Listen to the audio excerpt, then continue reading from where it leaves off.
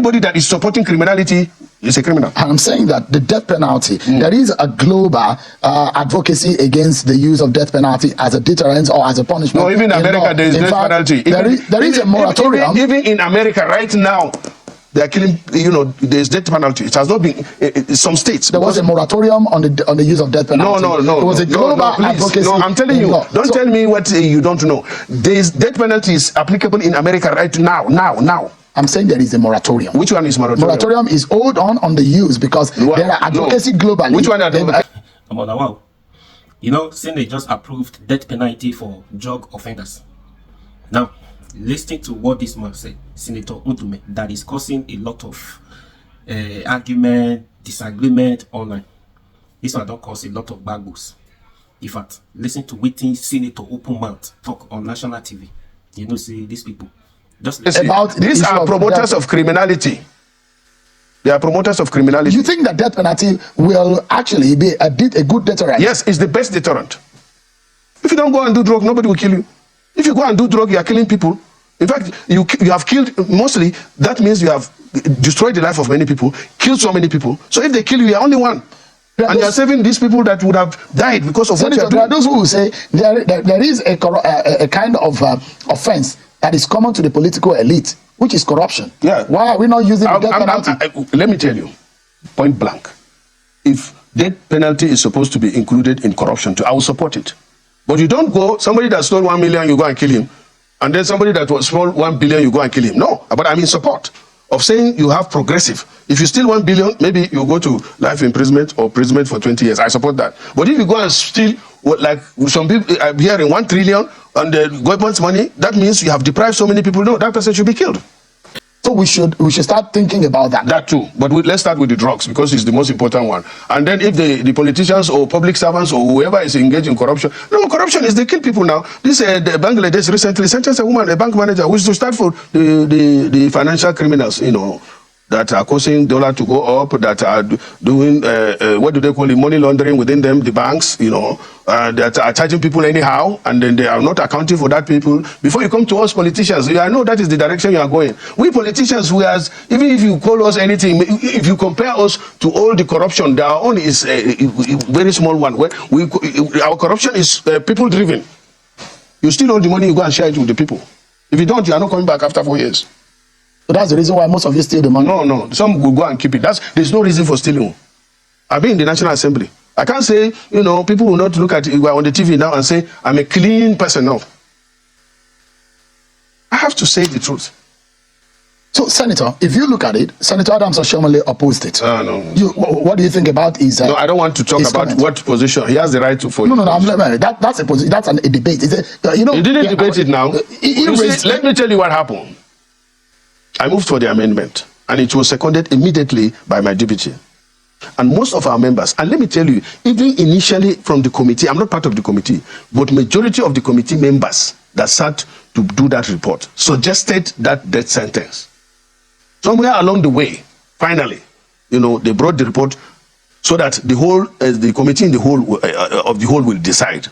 And we said, I supported I moved for the motion for the amendment, and then it was seconded, and they put into vote, and it was accepted. If Adam Oshomole wanted really to stand against what I said, he would have called for division immediately.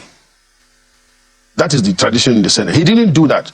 It was after he passed. That was why the presiding officer said it's too late, because you had the opportunity to call for division so that those that are against will stand on one side, and then those that are in favor should stand on one side, and you physically count the number of us to know who is against, then you arrive at the number.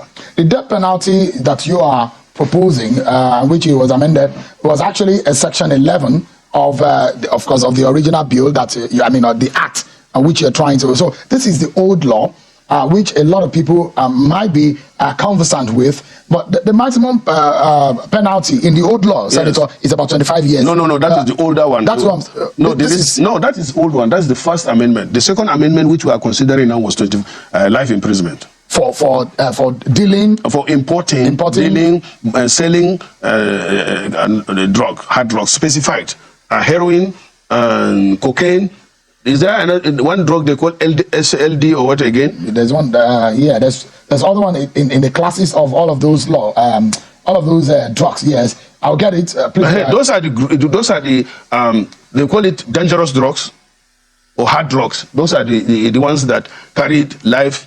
LSD. So, guys, you have seen it for yourself. This because in the last amendment, I think the one you are looking at is the 20. This is 2023, 2003 rather. 2000. I think there is. There is 2004. There is this one 2000 and. I think there's a 2003. No, there's a 2003. 2000. But this one is the latest now, which we are amending. It recommended life imprisonment. And also, let me add one thing. In the same amendment which we supported, we reduced the sentence for users from 15 years maximum to 5 years maximum. And why we did that, or I supported that, is that I'm supporting death sentence for importers or exporters, but I'm not supporting even life imprisonment or any imprisonment that is exceeding 5 years for users. Why I was thinking that way and my colleagues supported it is, if you give somebody a maximum of 5 years, that is coming, you are rehabilitating that person. When you send him to prison, that is no longer prison, it's called correctional center. Then the person will mean, ordinarily, he will not have a chance to have access to drugs. In 2 years, he will be completely rehabilitated. And that is because from what I'm hearing, I did a lot of work on it. They have various rehab centers now. That is very common because the drug problem is becoming a menace in our society. Especially for the young ones. Yes. So they take them to rehab centers, spend 6 months or 1 year, and then when they come back again, you don't go back to it. So why don't you put that person in prison for 3, 4, 5 years, depending on what the doctors or experts feel that person, because that will help the judge to determine the sentence. If you put a young man in prison for 3 years and he comes out a person and he gives him the chance to look at deep down and rehabilitate himself, you are doing the society good. But now what we are facing in this country, is dangerous. Somebody killed his father in Kano under the influence of drug. Somebody stabbed his pregnant wife in Edo under the influence of drugs. Somebody jumped from second floor under the influence of drug because he said the lift was not coming fast enough. There are those who will say, Senator, that some of the drugs classified there, heroin, cocaine, LSD, and the rest, that in fact those are even too expensive for some people. Poor people. Yeah. But they are not manufactured here and they are not grown here. Absolutely. So that means you see the elites are involved. Yeah. So there are other misuse of drugs like codeine, like other medications that are gotten over the counter. What do you think about it? If those ones are simple, and NDLA. First of all, let me say we have somebody very serious in NDLA, retired General Buba Marwa.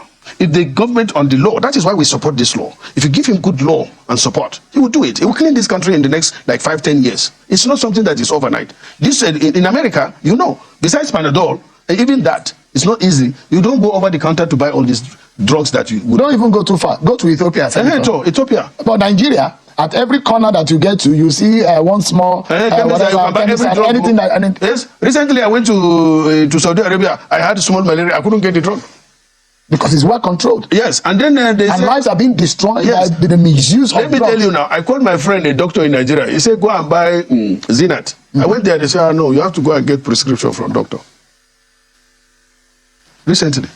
So I had to go to hospital. There needs to be, I don't know what the Minister of Health, NAFDAC, and some other agencies are going to be doing about over-the-counter drugs that have become a menace, that people just arbitrarily use and misuse these drugs, and it's destroying a lot of lives. People become so addicted to some of these drugs, and they cannot get away from it. And it's destroying people's lives. In fact, it's even destroying our hospitals. Most of us don't want to go to hospital to see a doctor again. If you feel headache, you go and buy the drug you prescribe for yourself. You don't want to wait. You don't have the time to go and see the doctor.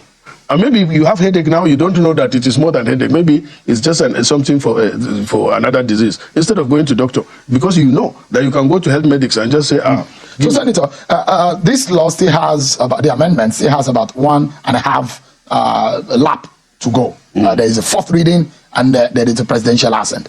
Do you see this actually going successfully? Yeah, inshallah. You know why I'm here? It's a kind of campaign that Nigerians should support my amendment. So when I called you, you were very anxious. Yeah, I was very anxious to come. Otherwise, I don't want to come and sit down here with you. Come and start interrogating me. Because I'm always very, very, you and your colleagues within the political class, you need to do more for the Nigerian people. Of course. And that's why I would like to ask you, President Bola Tinubu is going to be 1 year in office. Do you think Nigerian people are happy with your government? No, they are not, because we are taking tough decisions. And normally when you take tough decisions, there are consequences to it. And that's what the president is dealing with it. I commend him for being able to take bold decisions. But then we have more to do with getting Nigerians to carry Nigerians taking, or looking at the consequences of the decisions taken. I have issues with some of the decisions taken. Nigerians are in support of this government. They are in support of removal of fuel subsidy, for example.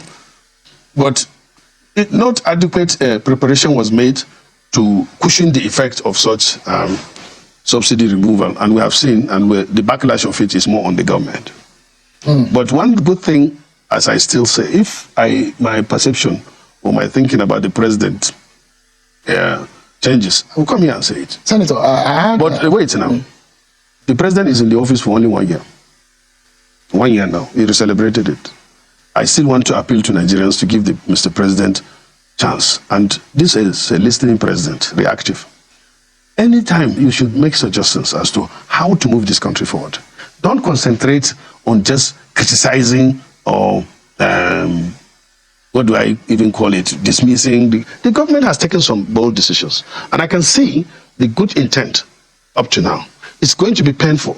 But the biggest, my biggest disagreement is that when you take a decision that has to do with the masses, you must or you should take cognizance of the consequences or the effect of that on the masses. Like when palliative was introduced, that was a short-term intervention. But then there should be medium-term and long-term, as I said. Yeah. Like introducing food stamp, doing this. And interestingly, I found out that this government, now going forward, I think the president will, or we in the National Assembly, I'll push for it. Thank you so much, Senator. We need to go. Well, you do know me. I say that it says, if we see in the media here, especially right on China's television, if the government is doing something that is right, we will help the government.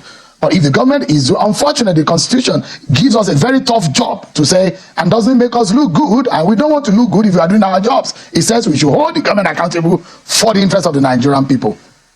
And if Nigerians are happy, we will all be happy. But thank you, Senator. No. Let me say something. We are totally out of time. No. You say something. I have the right to. You don't have to say that. You are not in support of this government. You have a mindset about the government of Tinubu. If you change your mindset, it's better because you are journalist. You are self and Arise Television. Senator, they don't like APC. When you listen to that, that is a senator. Anyways, to even start with, I think this man don't overstay in welcome in that Senate house. It's becoming too much. You know, that's how could a senator open mouth say politicians, the money they steal, they stole money, give it to people, to blind people, so that they can come back again next time. Now he has agreed face to face that they are 419, they steal money every time, right? They are thief. He don't tell you now face to face. So how could you guys approve death penalties for drug offenders and not politicians who stole money? Senator Ndume said politicians who stole money did not deserve to die. And those are the people that cause the problem we are facing in Nigeria. Politicians, bad leadership. If politicians are included on that list, it should have been interesting. Now Ndume is telling you that politicians do not deserve to die. Politicians who stole money. That's bronca. That's I don't know. This is a act of, I don't know. I just do not know. He doesn't think before he speak. But this one, no, you shouldn't have said that. As a politician, as a senator, that's very wrong. You imagine. And these politicians, just for example now, you say drug offenders. Do you know the politicians? Okay, those drug offenders, it is a choice. If you smoke, if you involve in drug, whatever, it is a choice, personal decision that you want to smoke, you want to do that, you want to do. Just one person. But politicians who stole our money, put Nigeria as a whole, over 200 million people, into these present conditions that we are facing. Politicians stole money. They brought money that's supposed that meant for roads, infrastructure, amenities, light, everything. Even hospital, good hospitals, schools, educations, all of those things, politicians stole the money. Now you're talking of somebody who make a choice to smoke or to whatever drugs. It is a choice, one person.